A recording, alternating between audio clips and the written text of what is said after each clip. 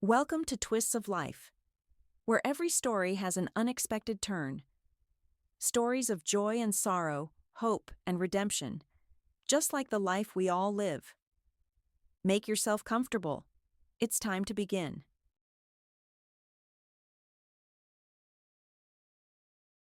Sarah saw herself as a modern, confident, intellectual, and self-sufficient woman. At least, that's how she saw herself for most of her life, and the reaction of those around her seemed to confirm the validity of this self-assessment. She viewed her marriage without excessive emotion, from a standpoint of common sense. She needed a stable family to have children in the future, one or two, with a man she could love, respect, and from whom she would receive reciprocal affection. Their journey as a couple with David lasted 5 years. Naturally, a lot happened during this time. Together, with varying degrees of success and not without bumps, they overcame those textbook crises of married life. They learned to find compromises, to rub along together, to share household chores, to rejoice together and endure hardships. The first test of their relationship's strength came when romantic dates were replaced by the daily necessity of cooking dinner. For example, meatballs with mashed potatoes. Meanwhile, Sarah had to fry these meatballs, and David had to eat them, feigning genuine delight. In the kitchen, Sally was a novice at first, learning culinary secrets only after the wedding, and sometimes the eater required even more fortitude than the cook. The trembling anticipation of being able to touch a loved one's body was replaced by the realization of the constant presence of a similar body nearby, demanding attention. And the intense desire to see each other after even a short separation gave way to the understanding that meeting was inevitable, regardless of the momentary mood. In short, the romantic bloom of the candy bouquet period, as expected, yielded to the harsh realities of everyday life. They passed this stage successfully, especially since Sally's meatballs became much tastier over time. They managed to peacefully agree on time for watching TV series and movies together, and for greater comfort at night, considering both their habits, a spacious bed was purchased. It turned out to be more difficult to agree on the regularity of time spent together outside the home. There was a specific issue here. For a while, Sally worked as an operator at a 24-hour gas station and was periodically absent from home for entire days, which provided plenty of material for jokes among their mutual acquaintances and friends. David smiled understandingly and commented, "Well, why do Sarah and I have such an idol? Because we live 1 day on, 3 days off. That way, we don't have time to get tired of each other." Sarah listened to these witticisms with a strained smile. Then came another crisis, one that more experienced friends, and more importantly, academic psychology warned about: the 3-year marriage crisis. Here, things were more serious. Having become so accustomed to each other that their partner's appearance was no longer a matter of principle, they were rapidly moving towards losing mutual interest. Sarah, recalling her intention to live with David at least until their golden anniversary, rushed to save the situation. Unexpectedly for everyone, she cut her vacation short by 2 weeks. On the first day, David, with a martyred expression, went up on deck and suddenly saw a striking blonde with voluptuous curves and long legs, one of which playfully peeked out from a slit in her dress up to mid-thigh. Meanwhile, as written in Sally's favorite novels, the breeze gently ruffled her hair, in which the sun's rays were entangled. Startled, David choked on the beer he was drinking at that moment, and the next second he nearly drowned completely, realizing that this striking stranger was very familiar to him and was smiling only at him. Sucking in his stomach, which frankly had been causing him a lot of grief lately, David looked around uncertainly and smiled back. The blonde took off her sunglasses and turned out to be his lawful wife. In short, the marriage was saved. For another couple of years, Sarah was comfortable next to David. Household chores weren't burdensome. David was a simple, ordinary man. He wasn't a romantic hero, living on the edge of his emotions for his chosen one and dreaming of dying with her name on his lips. He simply wanted to live peacefully next to this very chosen one. He was an ordinary guy who loved to eat well and heartily, ignoring his growing love handles, adored lounging on the sofa in the company of the TV remote, and listened to his wife's opinion. But then something broke. A crack, barely noticeable at first, gradually widened and eventually turned into an abyss that swallowed all her hopes and plans. Who knows why? Outwardly, nothing changed. They still came home, ate, drank, changed clothes, and slept. Then they got up, left, and upon returning, ate and slept again. And that was it. Sarah reread mountains of literature on the psychology of family relationships. Specialists unanimously insisted on the need to maintain an emotional connection. But to maintain something, that something needs to exist. Perhaps this very connection with David never existed. Frankly speaking, she didn't remember her heart beating faster or skipping a beat at the thought of him. And David never once blushed with happiness while handing her a standard bouquet for her birthday or March 8th. Although, to be fair, their first meeting occurred under rather curious circumstances which, with some stretching, could be called romantic. They met at the City Day celebration. Sarah had been living in this city for the 3rd year, and a significant part of that time she had spent mastering walking in high heels. Having been born and lived in a village until she was 20, Sally did not possess this skill. Moreover, having spent her entire childhood and youth running around in sneakers and flip-flops, no matter how hard she tried, she couldn't walk confidently for a long time, even in heels half the height of her ultimate goal. Learning this was a matter of principle. In her mind, the ability to wear high heels was a sign of civilization, on par with the habit of brushing one's teeth, drinking bitter coffee with an expression of bliss, and confidently tapping fingers on a computer keyboard. Finally, after many months of titanic effort, she felt ready to conquer the world. On that festive evening, she triumphantly strode through the city streets in wonderful suede shoes with dizzyingly high heels. Sarah seemed to herself much taller, slimmer, more beautiful, and most importantly, 300% more city-like than usual. "Sally, it's late. We're heading home," said her friends, who had wisely chosen sneakers. To be honest, her feet were aching mercilessly. Her right heel was starting to rub, but Sarah decided to complete her triumphant outing by attending the fireworks on the embankment. "Well, you go ahead. I'll walk around a bit more," the beauty said resolutely, trying to make her voice sound confident. And she walked around until, in the end, hobbling on legs trembling from fatigue and rubbed raw, her heel, with a terrible crunch, as if her tibia had cracked, wickedly twisted, and Sally, feeling a sharp pain in her ankle, collapsed onto the nearest bench. Her leg hurt mercilessly and seemed to be swelling. Her phone, meant to capture the striking diva against the backdrop of cityscapes, had long since run out of battery and shut off. Sally looked around helplessly. "Excuse me, can I help with anything?" a quiet, gentle male voice asked. "Can you? You absolutely must," Sally almost shouted, and involuntarily gasping, grabbed her ankle.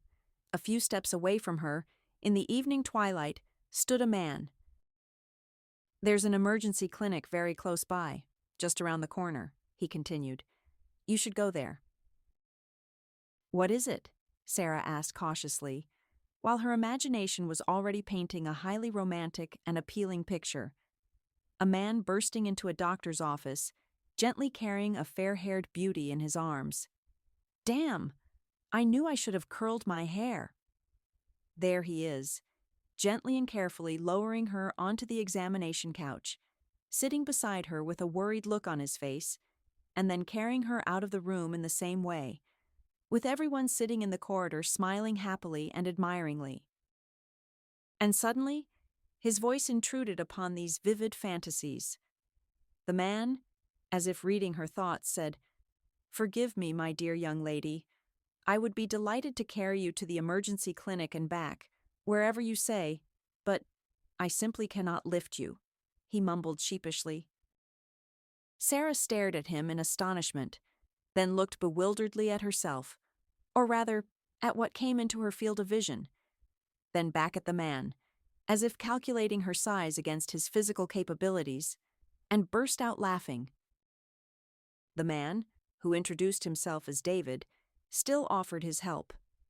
Not as a carrier, however, but rather as a support. He tightly and quite skillfully bandaged her ankle, helped her hobble to the emergency clinic. And when she limped out of the room, she was surprised to find her recent rescuer sitting on a chair by the door. "Well, how are you, Sally?" he asked timidly.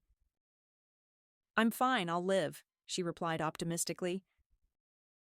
"Sally, how about, let's live together?" David blurted out unexpectedly and blushed painfully. "Well, not right away, of course. Not now, but maybe sometime. You'll agree?" And that's how it happened that they met, liked each other, and got married. David was a native city dweller, initially had a not very profitable but reliable profession as a civil engineer, a not very large but comfortable apartment, and was a perfectly suitable option for starting a family. David's appearance wasn't striking. He didn't have bottomless eyes of a rare color, or curly dark hair falling on a high forehead. Although his forehead was indeed high, almost classical. Rather the opposite, despite being just over 20, early bald spots were already gleaming on his head, and his t-shirt traitorously clung to his slightly protruding belly. "But we've never had curly hair in our family," he would laugh, patting his belly expressively. He had ordinary brown eyes, a turned-up nose, and a habit of squinting due to worsening eyesight. Sarah, who had come to conquer the metropolis from a tiny village, assessed her starting position quite objectively. A high school diploma, a year working as a secretary in the village council, and 3 years of institute studying accounting, which she'd dropped out of a couple of months ago.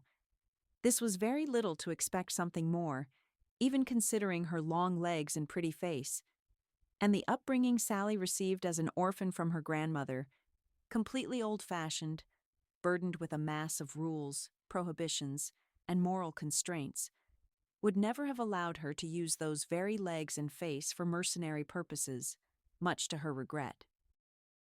Therefore, Sarah was crammed into a student dormitory on shaky grounds, worked as a salesperson in a 24-hour store, and agonizingly pondered whether she could patch a hole in her winter boot.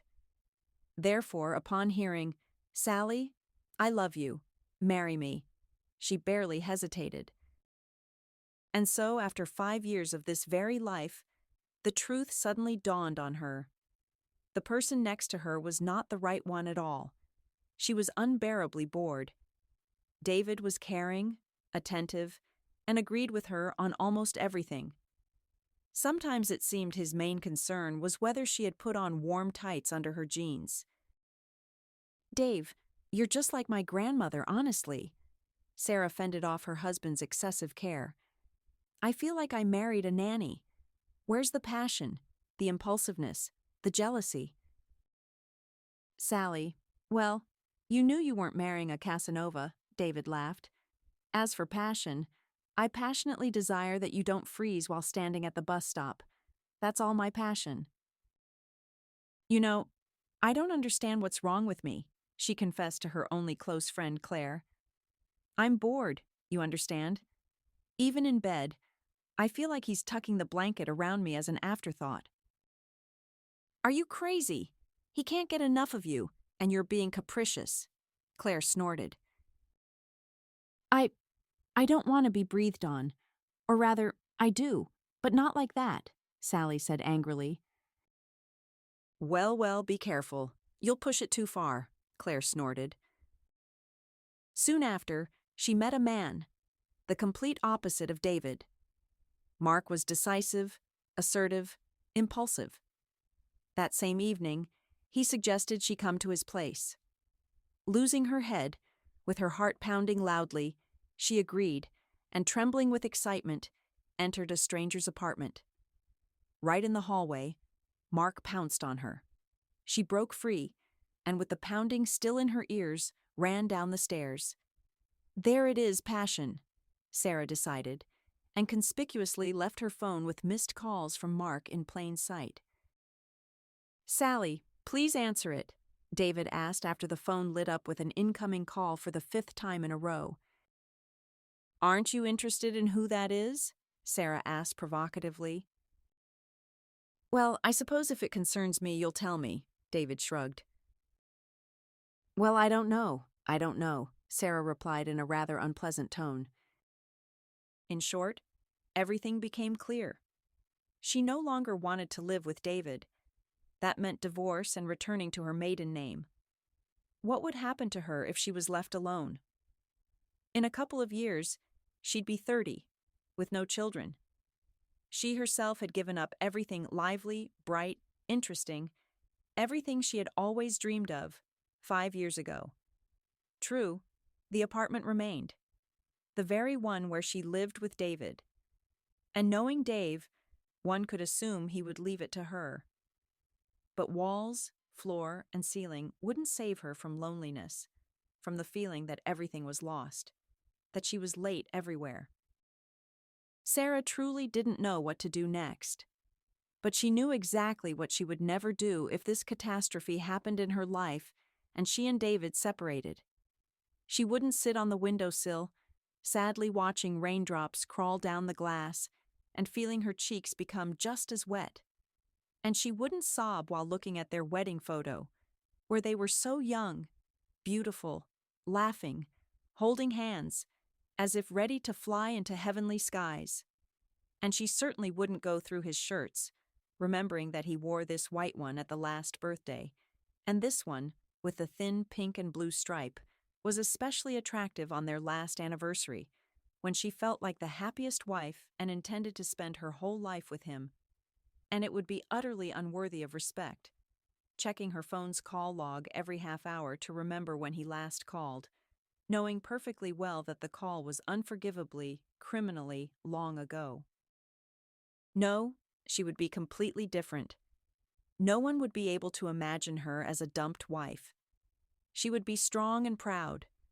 She wouldn't stoop to scandals, quarrels, and mutual recriminations. She would simply express regret, gracefully and easily acknowledging her possible mistakes, and wish him, David, a happy future life. Then she would close the door behind him and sigh. Perhaps heavily, but freely.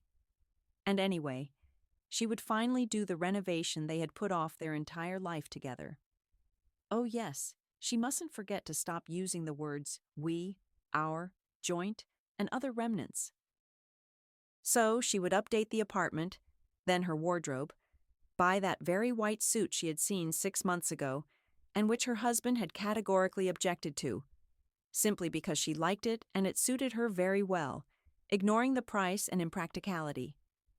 Then she, free and proud, would move on, and everyone around would smile after her, whispering softly, "That's Sarah. How beautiful she is, despite everything. What dignity. What courage in the face of adversity. And him. Well, he's just an idiot for letting such a treasure slip away." All this appealed so much to her rich imagination that she replayed the scenes of separation and subsequent events in her mind again and again.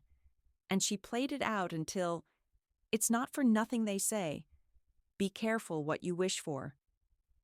The very thing she had so often imagined happened. David said he was leaving and filing for divorce. "Sally, it can't go on like this. I can see that you, in short, it's better for us to separate. It will be better for both of us. I decided to do this so you could be free," he squeezed out during their last conversation. "Are you in love with someone else?" she asked, instantly slipping into the role of a victim. "Of course. You've been seeing someone for a long time, and you didn't have the courage to admit it. I knew you'd leave me." David sighed heavily and said, "No, I'm not seeing anyone, and couldn't be. And I don't want to leave you. I just.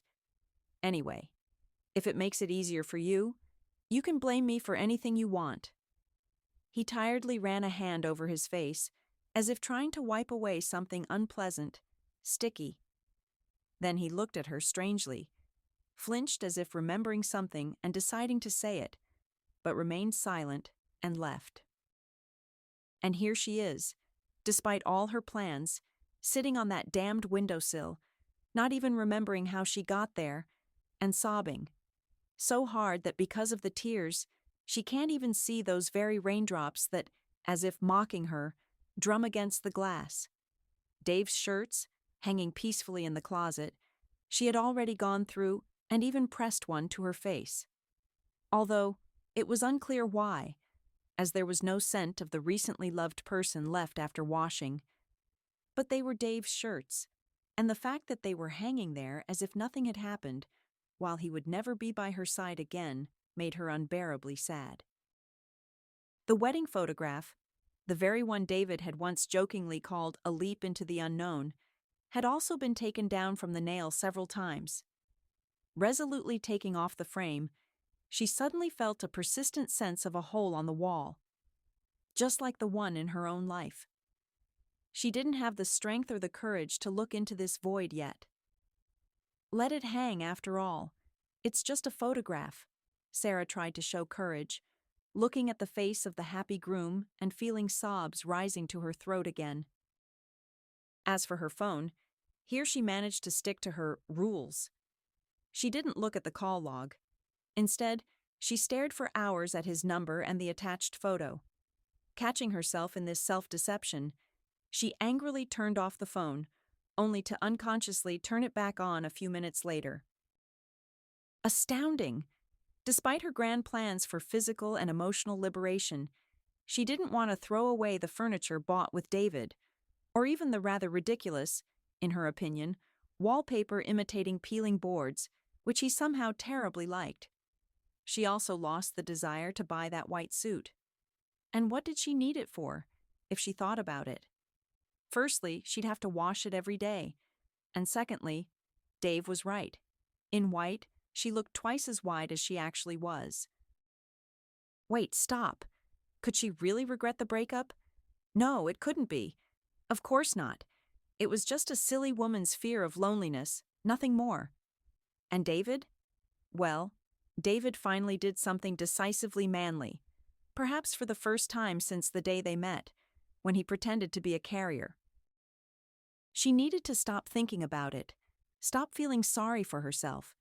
She needed to act as she had imagined so many times, become proud and calm, and she needed to change her surroundings so she wouldn't constantly stumble upon the wreckage of her past life. Exactly. She needed to go on vacation, finally arrange a luxurious life for herself, get distracted, relax, and then think about what to do next. A few days later, she was lying on the seashore, feeling the gentle breeze and squinting at the soft rays of the setting sun. "Sarah! My God! Is that really you?" The high female voice was filled with astonishment and joy. A large, full-figured woman in a colorful pareo that made her look even more massive was staring intently at Sally. Her bleached, wet hair stuck out in different directions, and a multicolored paper strip for sun protection sat on her nose. However, even without all this beach attire, Sally would hardly have recognized Annie, her old school friend, right away. They hadn't seen each other since graduation. "Don't you recognize me?" the woman exclaimed. "I do, but with difficulty. What happened to you, Annie?" Sarah wanted to ask, but of course, she said something else.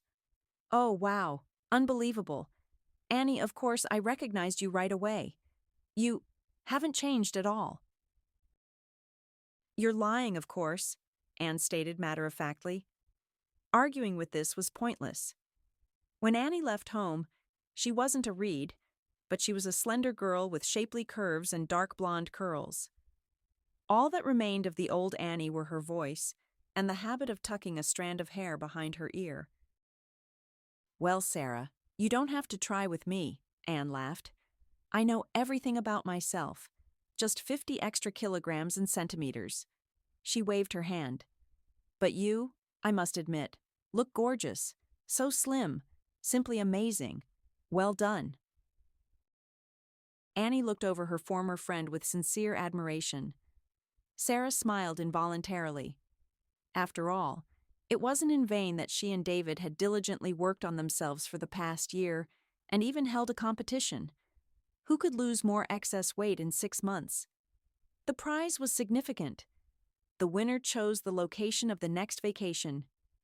David even led for a while, having gotten rid of his famous love handles and showing off his biceps, and joyfully promised his wife that she would spend a month's vacation with him side by side on a riverbank with a fishing rod.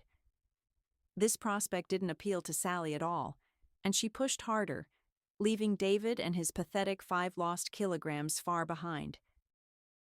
Suddenly returning to thoughts of her husband, she angrily shook her head, smiled at Anne. Listen, Annie, why don't we go somewhere and talk? We haven't seen each other in so many years. Of course, with pleasure.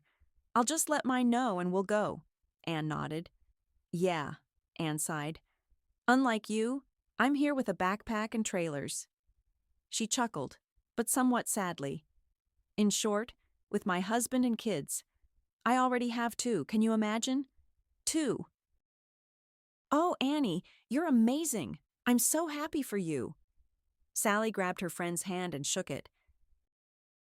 Nothing to be happy about, Annie waved her hand. This isn't a vacation, with 2 young boys, plus a 3rd one thrown in. He grew up long ago, but sometimes he acts worse than the children. Are you talking about your husband? Sally laughed. Yeah, about him, the dear head of our family. Evidently, Anne had found an opportunity to vent, and she couldn't stop. Although, if it weren't for my persistence and cunning, I'd be damned if I had children now. Anne finally relaxed and even laughed at her own joke. He kept persuading me to wait, save up, get settled, not rush. Well, in short, like all men. And what about you? Married? Kids? Yes, I'm married, Sally nodded, deciding for some reason not to tell Annie about the upcoming changes in her life. Well, we haven't had kids yet. I'm falling behind you, Annie. Oh well, it's not a difficult thing, she snorted. Anyway, Sally, I gotta run. Don't go anywhere, okay? I'll be quick. Anne, with all the speed her size allowed, dashed to the other end of the beach, and Sarah fell into thought. Listen, Dave, what do you dream about? She seemed to hear her own voice. Well, what about, Sally? I want a son, or even better, a daughter. Or maybe a son first, and then a daughter. Or even better, both at once. Dave, but we've discussed this 100 times. What kids now? I need my diploma, to get a job. Otherwise, I'll just remain the former village girl. And anyway, what's the hurry? We have our whole lives ahead of us, she replied to her husband. So what? What does that matter? Give me a child, kids. This conversation came up periodically, but Sally, feeling she was robbing both David and herself, tried to avoid the topic and ended it with a guilty look. No, of course, she wanted children, maybe no less than David, but not now, later, much later. And anyway, from David? After such thoughts, she was horrified by her wickedness, became frightened, and forbade herself from dwelling on the subject. Okay, I'm ready. Annie had managed to change. Although the beach outfit, it turned out, suited her much better than the clearly tight sundress that clung to her ample figure. The fabric was pulled taut, emphasizing contours that weren't particularly pleasing to the eye. What, am I fat? She chuckled. Well, what can you do? Not everyone can be models, like some people. She once again looked Sarah over from head to toe with admiration. Well, shall we go? They found a table in a small cafe on the embankment and first immersed themselves in memories of their youth, and then in the story of their recent years. Anne did most of the talking. It turned out she got married almost immediately after moving to the city and had 2 sons. My husband and I live in his neighborhood. I'm registered there, and so are the kids. So we live no worse than others. But I still feel like I'm on shaky ground. Because if anything happens, who am I there? Nobody. And I have no standing. And my mother-in-law is constantly nagging. And as expected, her beloved son. She doesn't even hesitate. She says it right to my face that I'm a country bumpkin who tricked her son into marrying me. Can you believe it? As if I got pregnant just to marry him off. No, of course, when we got married, I was already, 5 months along. So what? Everyone does that. So she's been making my life miserable for 7 years now, can you imagine? And I still don't cook right. It's impossible to eat. And I don't raise the kids right. And my house is a mess. And my husband is forgotten and neglected. And her favorite son just sits there, keeping quiet, as if that's how it should be.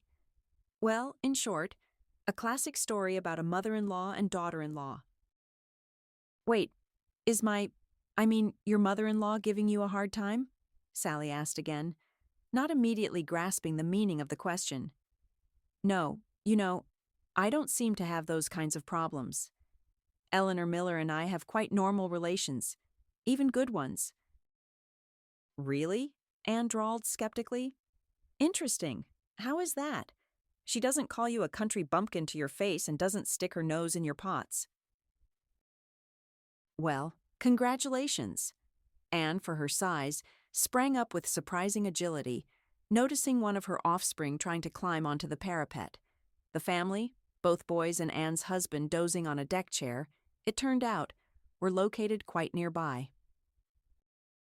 Left alone for a while, Sally mentally returned to the topic just discussed. Relations with her mother-in-law, David's mother, were not easy. Of course, like any normal woman who loves her son and wants him to be happy, Eleanor Miller was not thrilled with such a daughter-in-law. Sally was the complete opposite of Eleanor herself, and realized this from their first meeting. A beautiful woman who, despite her age, maintained her posture and the habit of holding her head high, with stylishly arranged short gray hair and light makeup, immediately struck Sarah. She wore high-heeled shoes, a narrow skirt that Sarah herself would never have fit into even after a year of the strictest diet, and a blouse with a satin bow. The future daughter-in-law's heart sank somewhere into her heels. The woman spoke in absurdly correct sentences, articulating every word clearly, and looked strictly and intently, and as if stitching each word together with a thread, she asked, "Well, my dear, it's all clear with you. What, I wonder, made you decide you were worthy of my son?" What saved her from fainting was David putting his arm around her shoulders and whispering in her ear, managing to kiss her temple. "Sally, don't be too scared. My mom worked as a deputy principal at a lyceum for many years. It's a kind of professional deformation, you see, but generally, she's kind and cheerful." "Yeah, right. She'll flatten me into the asphalt and then immediately become kind. I feel like a failing student in the principal's office," Sally thought. Of course, what kind of daughter-in-law was she for this grand dame? Surely she dreamed of a city girl from an intellectual family, with 2 degrees, 3 languages, and a dozen pairs of stiletto heels. And she was a country bumpkin in a silly skirt. What an idiot! Why did I decide that the brighter I dressed, the easier it would be to meet people? My God, the table is set in the living room. There are 10 pieces of silverware at each plate, and I don't know anything except a fork, spoon, and knife, and that's just a kitchen knife. "Listen, I completely forgot," Eleanor Miller said. "Meanwhile, Sally and I will sit here." Of course, panicked thoughts raced. They forgot bread. And how can a country girl manage without bread? She eats everything with bread, bites off half a loaf at once. This is the end for me now. David left, and Sarah stared glumly at the painting on the wall. "You seem to be afraid of me," a quiet female voice suddenly said. "To be honest, I'm also a little afraid of all this. Maybe we can be afraid together for a bit, and then get rid of this feeling?" Sarah looked at Eleanor Miller in astonishment. Instead of a refined villain, a beautiful, smiling woman stood before her. Her facial features softened, and even her figure no longer resembled an ideal mannequin. "Perhaps I overdid the formality. Forgive me. David says that in such cases, the Minister of Education peeks out of me." She laughed softly and touched Sally's hand. "Sally, you must understand. I just need time to get used to the changes in our lives. Do you understand?" "I understand," Sally nodded, not really understanding anything. What did this magical transformation mean? Just a moment ago, she was a wary, arrogant aunt, as a mother-in-law should be according to all canons, and suddenly instead of her, a kind fairy godmother. That doesn't happen. "You don't believe it? You don't believe it?" Eleanor Miller, easily reading Sarah's thoughts, sighed. "Well, I wouldn't have believed it myself. Just a few days ago, to be honest, when David told me he had proposed to you, I threw a terrible scene. I even told him to choose, either you or me. Can you imagine?" She closed her eyes and winced painfully, as if reliving the terrible scene. "Well, there. And David said that he loves me very much, that my words hurt him, but he will choose you. That's how it is, Sally. My son loves you very much, and everything else doesn't matter. I don't want to lose him. So let's declare a truce and get used to each other, get to know each other better. All right?" She winked at Sarah. "Mom!" David's voice came from the living room. "Are you kidding? Are you expecting an envoy from a foreign power? Why did you put out all the family silver? I don't know what half these little knives and forks are for." Sally sighed gratefully, trying not to let anyone notice. That evening, of course, didn't go like an ideal family dinner. Sarah couldn't fully relax. It was very difficult to believe what she had heard right away. David was heartily amused, poking at his plate with his fingers. Eleanor, barely suppressing a laugh, tried to frown. And Sally suddenly said, "David, stop. Behave yourself." After that, everyone burst out laughing. Despite the promising introduction to her future mother-in-law, Sarah's life wasn't easy. Eleanor Miller was frankly shocked by Sarah's complete helplessness in household matters.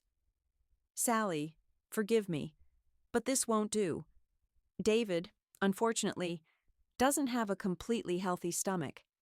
He needs a diet and proper home-cooked food. I'm certainly willing to help, but you yourself—" Sarah, who was bothered by the woman's persistent reluctance to switch to the informal "you," had to begin mastering the wisdom of soups and meatballs under her mother-in-law's guidance. Sarah turned out to be a rather slow learner, and Eleanor had to show a lot of patience. "It's even surprising, Sally," her mother-in-law couldn't help but say. "Which village did you graduate from school in? Do you think girls in the village stand by Russian stoves with oven forks from the age of 5? I don't know how to salt cabbage, or cook borscht, or fry meat." "Well, you'll have to learn," Eleanor Miller chuckled. 6 months later, David said, "Sally, did Mom drop by? Her meatballs are still masterpieces." And he froze with a meatball lifted on his fork. Noticing his wife's triumphant look, he hastily added, "But yours are okay too, of course."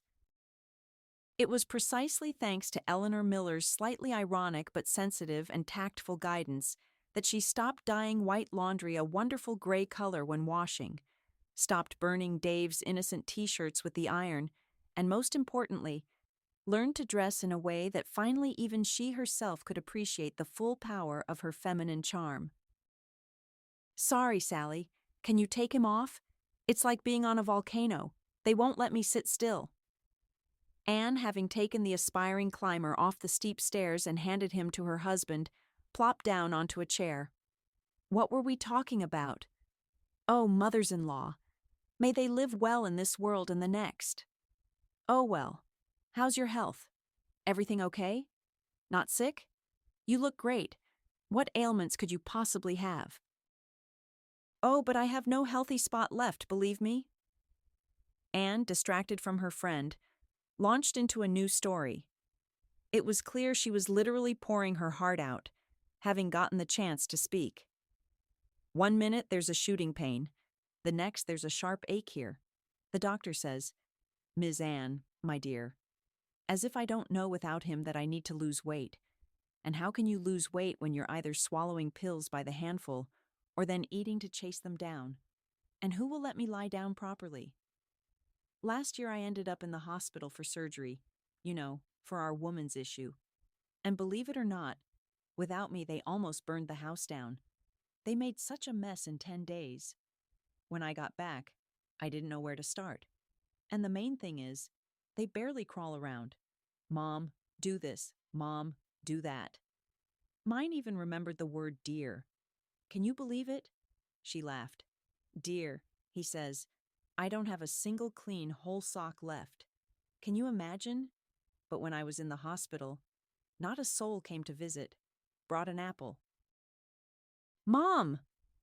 A blond boy of about 7, clearly Annie's older son, tugged at his mother's sleeve, and with a piteous look, shifting from foot to foot, whined something under his breath. To the toilet! Well, go with your father. My God, especially since you need the men's room, Annie snapped. Will you let me sit in peace? Where's your father? Wait, I'll send them off now, Anne pulled her son aside. Sarah looked out at the boundless sea, and for some reason, new images from the past surfaced in her mind. She didn't get sick very often, but each time David was so scared, as if she was about to die in terrible agony. At the first signs of a cold, he would lock her up at home, pile her with blankets, jars of fruit drink, fruit, and crosswords, and call every half hour asking about her temperature. After several years of living together, David's psyche underwent a very serious test. Sally, how could this happen? David was close to tears, and it was obvious that if it weren't for the doctors, he would have fallen to his knees beside her and perhaps finally wept. His lips were trembling suspiciously, and he blinked frequently. How could this happen, Sally? Dave, please stop. What are you reading? Well, it happened. What can be done now? She looked at the doctor sheepishly. Mr. David, let's go.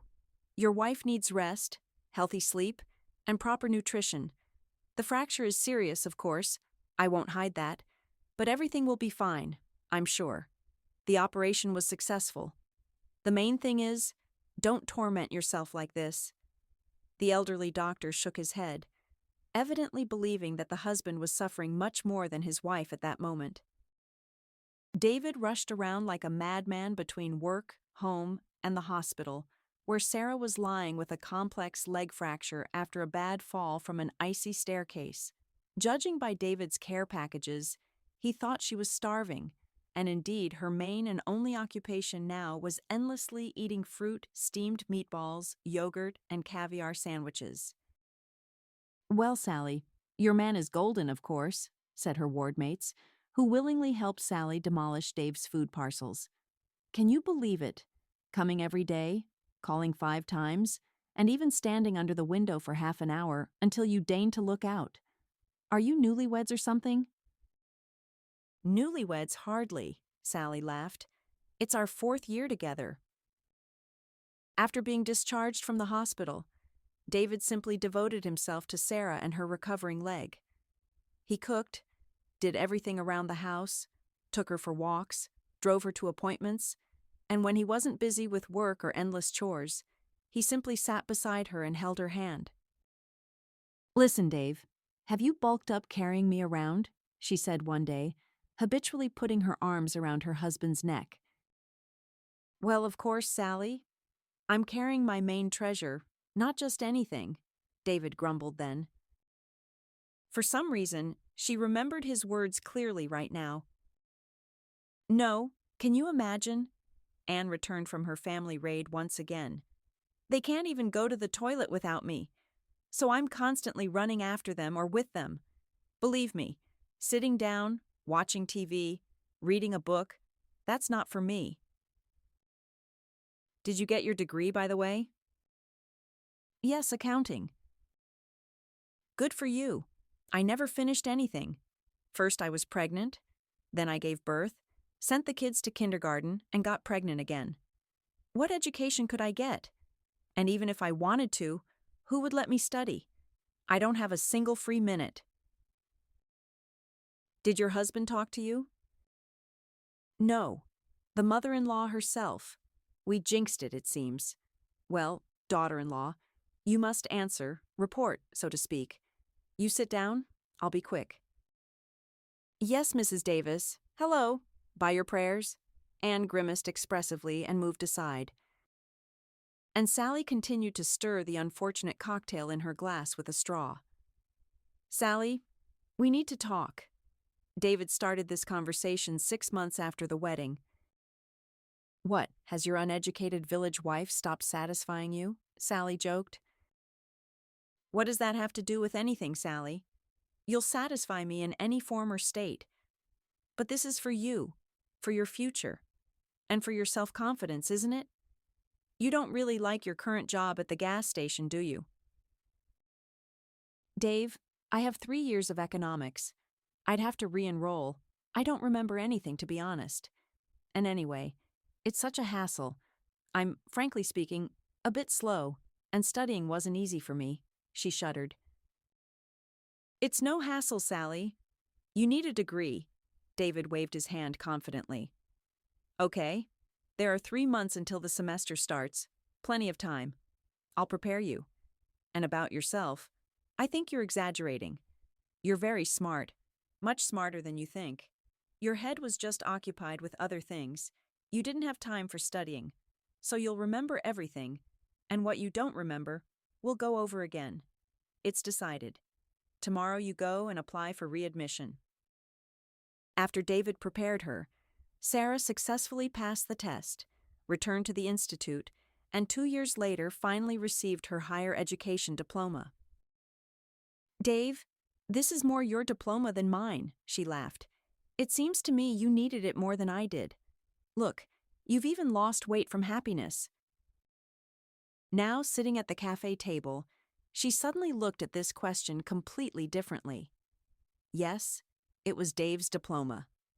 Not in the sense of who needed it more, but in the sense that it came much harder to David than to her. Dave was her tutor for most subjects, fed her during cramming sessions and textbook throwing, and most importantly, for 2 years he uncomplainingly toiled alone for their family and for her, the overage student. And the joke about David losing weight from happiness sounded completely different now. He was indeed smiling cheerfully and happily, but there were shadows under his eyes. His face was drawn, and his favorite t-shirt, which had recently fit snugly over his traditional little belly, now hung loosely. She suddenly remembered clearly that it was then that he started coming home later than usual. Dave, have you started going out? Sarah joked. Are you seeing someone?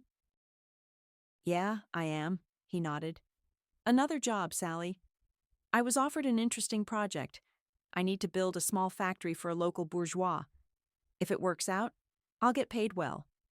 We need money now, and for my excellent student to go on vacation. Right, Sally? If you don't need me, I'll eat quickly. I still need to work on some blueprints. During that period of their lives, he sometimes sat with blueprints until morning. Then, with a guilty look, he would tell Sally he didn't have time to make breakfast, kiss her forehead, and rush off. After graduating from the institute, she easily got a job at a small commercial firm, quickly settled in, and was considered a good, reliable specialist. Sally herself enjoyed going to work, where she not only balanced debits and credits and prepared reports, but also genuinely socialized with colleagues, showing off new shoes and suits, or another piece of jewelry given by Dave, or photos from their latest trip. Well, mother-in-law, Anne flopped onto a chair. Can you imagine? We left our cat with her. You know, to feed him, clean the litter box. Well, he's running out of food, and apparently her pension isn't enough for our troglodyte. She asks where to get money. And I know. Oh, money. May it all go to hell. No matter how much you earn, it all goes into a bottomless pit. Oh, where's my wallet? Anne comically threw up her hands, started patting herself down, as if she could hide something in her tightly stretched sundress. Oh, where did I put it? Or did I leave it in my bag? Tom! Tommy! She roared so loudly that a couple of pigeons flying by leisurely scattered. He can't hear. What a blockhead. Sally, I'll check now. The wallet has the room key and money. Money. Interesting. And yet, in these 5 years, she had never once encountered a situation where she had to pay, for example, for the apartment or groceries. More precisely, she never paid for groceries, utilities, or household purchases at all. David always paid for everything himself, and she, Sarah, always had enough for new boots, a blouse she liked, or even a coat, and she went to the hairdresser with prices that her friend Claire called absolutely indecent. And yet, all these years she had been the wife of, as she sometimes carelessly put it, just an engineer. A highly qualified one, though, and as someone accidentally told her, one who had many job offers. David worked a lot, often on weekends, and she had even spent the last 2 vacations without him. Sally, sunshine, you go, and this time I'll let you. But I need to stay and work. I'm not even tired, he joked. And here was this very trip. Without thinking, she paid for the tickets and the hotel. Yes, it wasn't peak season, but the amount was still substantial. She stared at her bank card with surprise, as if seeing it for the first time. The money she earned could in no way be enough for this trip. That meant someone had transferred a large sum to her card. Ah, someone? A good wizard? Don't be a fool, Sarah. This is David trying to overwhelm you with generosity. He probably thinks that after this, I'll crawl to him on my knees and beg him to forgive me, the silly country girl. Well, hell no. Hyping herself up, she bit her lip and dialed David's number. Hi. So, how's the free man doing? Taking a deep breath? Found a worthy replacement for me yet? Hello, Sally. Good to hear from you, he said calmly and evenly, as always. Glad? What are you so glad about? Well, mind you, Dave, we still have property to divide. I'll gladly give you your books, and your favorite sofa, too. But the rest we'll sell and divide the money. You don't mind, I hope, that half the value of the apartment is mine? Well, at least the part that isn't covered with your stupid wallpaper that I can't stand. If you were a man, you would have repapered it long ago. Not half, not a third, not even an eighth, whispered her conscience. David slaved away for this apartment all these years, and she... Sally, David's voice sounded tired and muffled. I wasn't planning to divide anything with you at all. You don't need to worry about the apartment. If you want, stay in it. I'm giving it to you. After all, I can stay at my mom's, and then my grandmother left me a 2-room apartment so I won't be homeless. You don't say. Well, how lucky everything turned out. She feigned astonishment in her voice, although there was nothing to feign. She was, to put it mildly, already in shock. So, he's giving it up? How noble we are. A truly princely act. Not princely, just manly, David replied. Anyway, Sally, the divorce hearing is set for the 30th. When are you arriving? Don't worry, I'll be there on the 30th. I wouldn't miss the show, she snapped into the phone. All right then, see you. Take care, he grumbled. I'll try, for your sake. She couldn't stop being rude, although she had long since felt her face burning with shame. She pressed her hands to her face and wholeheartedly wished the ground would swallow her whole. She hated herself for every word she had spoken individually and for all of them together. And everything she had rethought over the past couple of days, under the influence of burning shame, was like a cool downpour washing away the dirt from a dusty, suffocating city. David, a kind, intelligent, noble, modest man. After all, he had made her, literally, and criticizing him was the same as criticizing herself. Bored with him, that meant bored with herself. After all, it's so simple. He gave you his life. Accept this gift and be grateful. And if you don't need him, just apologize and refuse, if you feel you are unworthy.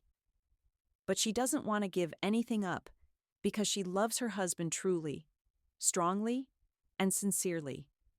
And she had not, did not have, and never would have a person dearer than him. David, her husband. Sally, are you overheated? You're so red. Their chairs are something else. I'm afraid to sit down. Anne placed a hand on her long-suffering knee and rocked it. The wallet, can you imagine? Oh, Sally, they didn't even let us talk properly. So, how are you doing anyway? Anne, finally asking the question she had been waiting to answer, stared at Sarah. My husband, he's a wonderful person. Kind, intelligent, patient, and overall, Annie, he's wonderful. And I'm just an idiot. Annie, do you know how to get a ticket for an evening flight? I need to get home urgently, very urgently, to my husband. I must see him immediately. I need to tell him urgently that, well, a lot of things. Just call him, Anne shrugged. Call him and tell him. No, I can't call. I've already said enough nasty things to him on the phone. I need to see him, look him in the eyes, and have him look me in the eyes. Maybe then he'll believe me. You're kind of strange, Sally. Anne shrugged her powerful shoulders again. They'll sell you a ticket, but at triple the price, mind you. It's okay. I'll earn it back. The main thing is to see David as quickly as possible. All right, Annie. Thank you. Thank you for everything. For your story, and for your life, and for my realization. Sally jumped up excitedly and unexpectedly hugged her friend. Truthfully, she couldn't quite get her arms to meet around Anne's back.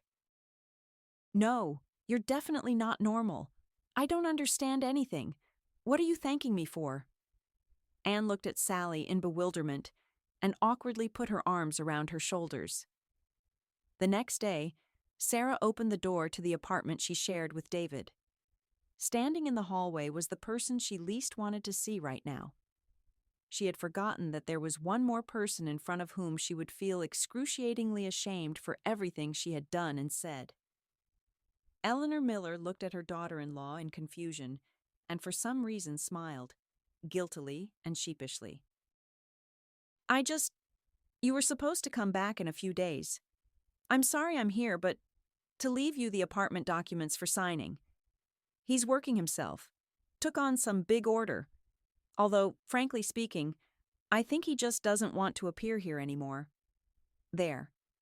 And also, she cleared her throat and continued more firmly, David asked me to find a renovation crew. For some reason, he said, the wallpaper in the hallway needs to be urgently repapered. I, of course, don't understand anything. And anyway, it's nonsense. Separating from your wife and thinking about wallpaper. To be honest, I'm starting to fear for his sanity. So, I found 2 workmen. They'll have a bite to eat in your kitchen now and start working. Eleanor Miller, my dear precious, nothing is needed, Sally exclaimed. What isn't needed? Her mother-in-law was confused again. Nothing is needed. I don't need to take David's things or any documents. And our wallpaper, I beg you, don't touch it. It's the best wallpaper in the world. I simply adore it. All right, Eleanor Miller tiredly sank onto a chair. I was afraid my son had gone mad. And here, it seems, is another lunatic. Sarah, what is happening? It was happening, Eleanor Miller. It was happening. I was a complete idiot who almost ruined my life and messed up David's life. But now everything is fine. Ellie Miller. I love you very much, and am grateful for everything. And I love David very much, and he won't get rid of me that easily. The woman looked at her in astonishment and smiled uncertainly. It was clear that Eleanor Miller had not yet fully dismissed her suspicions about mass insanity in her son's family. Well, I suppose I'll go then. You sort it out yourselves. She stood up and moved toward the door, but remembering, she returned. So, I'll take the workmen? They're not needed?